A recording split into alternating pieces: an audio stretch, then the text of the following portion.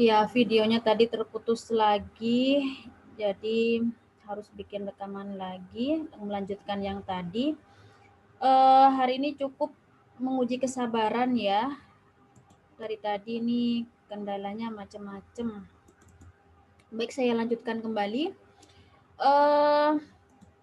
Di penjelasan BEP produksi ini ya, hasilnya tadi 65,65 menunjukkan bahwa petani harus berproduksi di atas dari angka 65,65 ini. Semakin besar gitu ya, itu justru lebih baik. Karena apa? Karena sudah melewati titik impasnya ini gitu, 65,65. Jadi ini patokannya. Kalau di bawah 65,65 itu sudah tentu pasti rugi gitu ya. Sedangkan kalau semakin besar itu pasti untung seperti itu. Itu kalau BEP produksi. Begitu juga dengan BEP harga ya. Tapi rumusnya di sini berbeda dengan BEP produksi tadi, rumusnya TC per Y. Di mana TC itu total cost, tetap pakai data yang tadi ya, di contoh yang usaha tani yang pertama, di mana total cost-nya itu sebesar Rp310.480. Kemudian dibagi dengan Y ini adalah produksi ya, Y itu adalah produksi sama dengan Q, yaitu produksinya 425,5 kilo. Nah, sehingga BP harganya ketemu Rp730 per kilo. Artinya apa? Ini juga harga patokan, harga minimal yang harus ditentukan oleh petani. Ketika harga di pasar itu lebih kecil gitu ya, dari 730 ini, maka ini ya, rugi gitu ya, karena BEP harganya itu 730. Nah, ini adalah patokan harganya ya. Kalau misalnya harga yang ada di pasar itu lebih kecil dari 730, sebaiknya petani jangan menjual ke pasar dulu gitu. Mungkin ditampung dulu atau dibuatkan kelompok tani dulu. Maksudnya di apa ya? Dijual bersamaan dengan anggota kelompok tani yang lain seperti itu. Nah, akan tetapi kalau di atas 730 rupiah gitu kan harga di pasar, maka di sana petani akan mendapatkan keuntungan. Semakin besar gitu ya harga yang ada di pasar, misalnya harganya 1.000, itu sangat untung sekali seperti itu. Nah, dari perhitungan tersebut tampak bahwa usaha tani mengalami break even point atau tidak untung dan tidak rugi pada produksi tadi ya, 65,65 kilo per musim atau harganya 730 per kilo gitu. Rp730 per kilo. Untuk kasus yang tadi, contoh yang pertama gitu ya. Jadi produksi yang harus dicapai oleh petani itu minimal 65,65 kilo dan harga yang harga yang harus ditentukan gitu ya. Kalau misalnya harganya ditentukan oleh petani sebesar 730, itu pun harga minimal ya. Kalau harganya 730 misalnya per kilo ya impas gitu. Nah, ini mungkin nanti bisa dicari sendiri ya, latihan. Kemudian ini sudah selesai.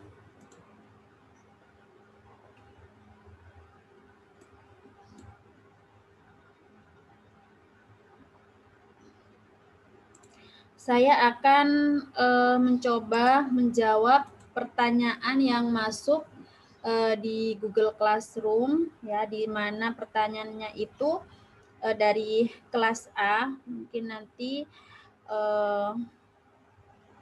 bisa juga ya ada pertanyaan yang lain dari kelas yang lain mungkin yang hampir sama.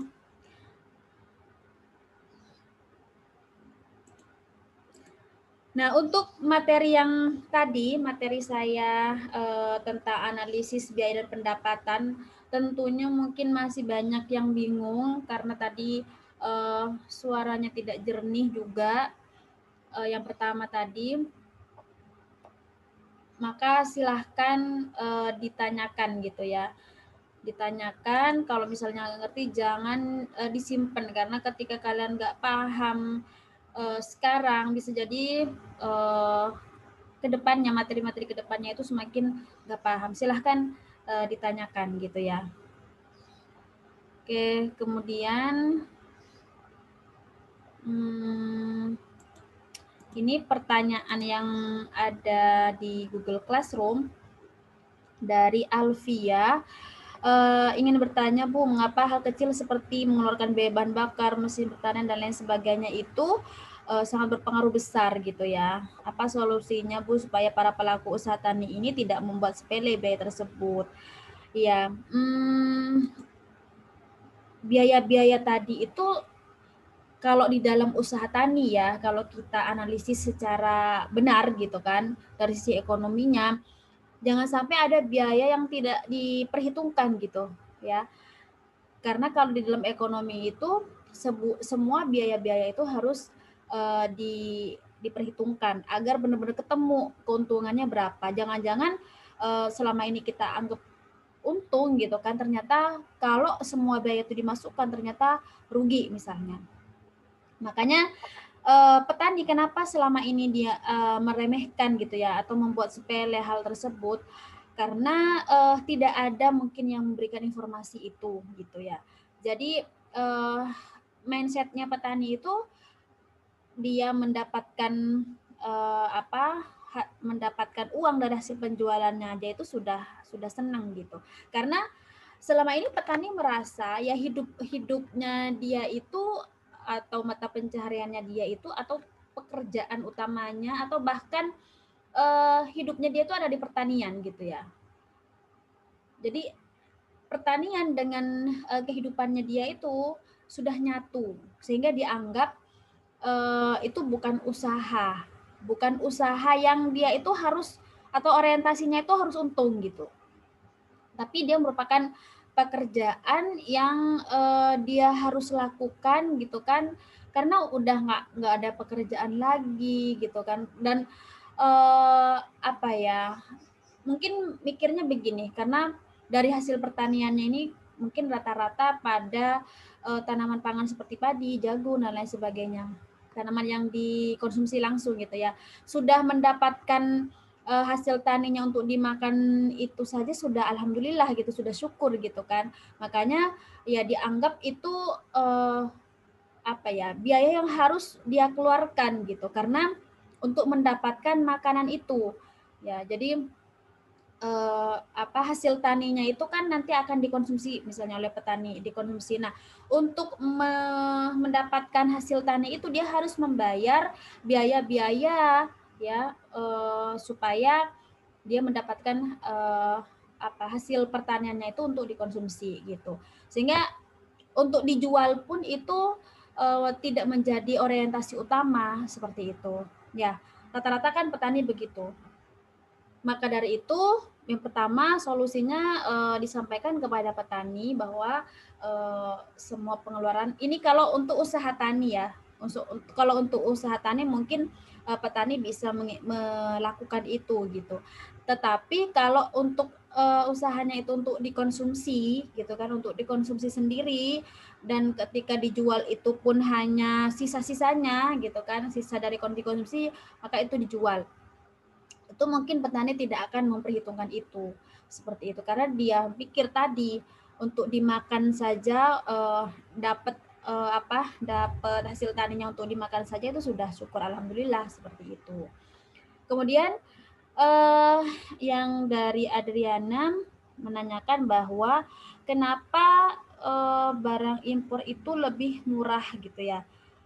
Contoh dari pertanian yaitu bawang putih impor dari Cina lebih murah dari bawang putih lokal. Mengapa bisa seperti itu?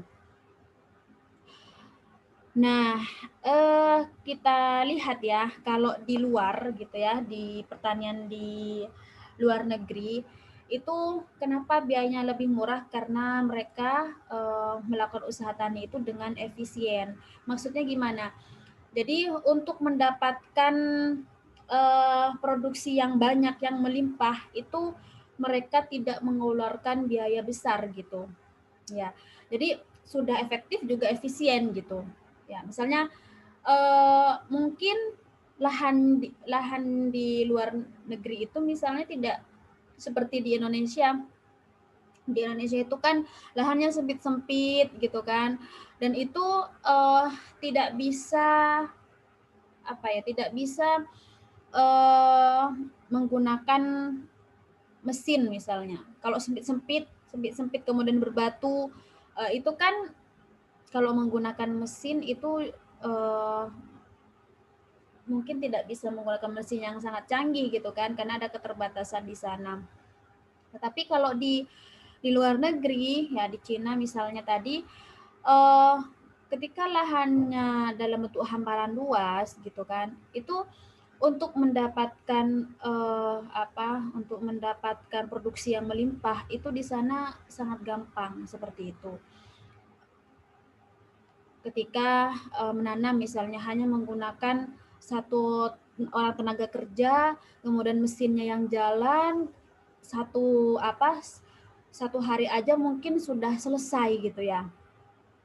Tapi berbeda dengan contoh yang tadi, kalau di penelitian tadi di kasus cabai besar itu sampai ratusan karyawannya, atau bukan karyawan, tenaga kerjanya gitu ya, buruhnya sampai ratusan, yang laki-laki dan yang wanita gitu. Sehingga apa, di sana biayanya besar gitu kan, biayanya besar untuk membayar buruh tani itu per harinya berapa gitu, per harinya berapa, nanti kalau diakumulasikan satu kali produksi berapa gitu ya kan. Sehingga ketika dijual ya, untuk mendapatkan untung ya, untuk menutup biaya-biaya produksinya itu bisa dengan harga yang murah gitu kalau di luar negeri seperti itu. Karena semuanya proses produksinya sudah berjalan dengan sangat efisien seperti itu. Ya. Nah, bagaimana cara petani kecil ini untuk menentukan harga jualnya agar tidak merugi? Yang pertama, kalau kondisinya seperti yang ada di Indonesia ya, harus menekan biaya di proses produksinya itu, seperti itu. Dengan cara apa? Mengefisiensikan gitu. Misalnya benihnya diambil dengan benih yang unggul, sehingga ketika ditanam langsung menghasilkan produksi yang banyak gitu ya, tidak banyak yang mati misalnya. Nah itu kan nanti ketika dijual kan akan menghasilkan penerimaannya yang banyak juga seperti itu. Tapi kalau benihnya tidak terlalu baik, bisa jadi pada saat proses produksinya banyak yang mati. Nah yang kedua, supaya menentukan harga jualnya tidak merugi, petani itu menjualnya dengan cara berkelompok gitu ya, jangan jual sendiri-sendiri. Kalau jual sendiri-sendiri itu biasanya petani tidak punya market power, tidak bisa menentukan harga. Tetapi kalau dijual dalam bentuk kelompok itu kan misalnya kelompok tani ya, jadi seakan-akan berkolaborasi seperti itu ya, antara petani yang satu dengan yang lainnya untuk menentukan harga ya. Kemudian pertanyaan berikutnya, masalah ini ya, polusi ya, dimana di tempatnya Firman ini banyak polusi. Nah solusinya gimana? Nah kalau terkait dengan urusan pabrik, urusan industri, ini harus pemerintah yang turun tangan.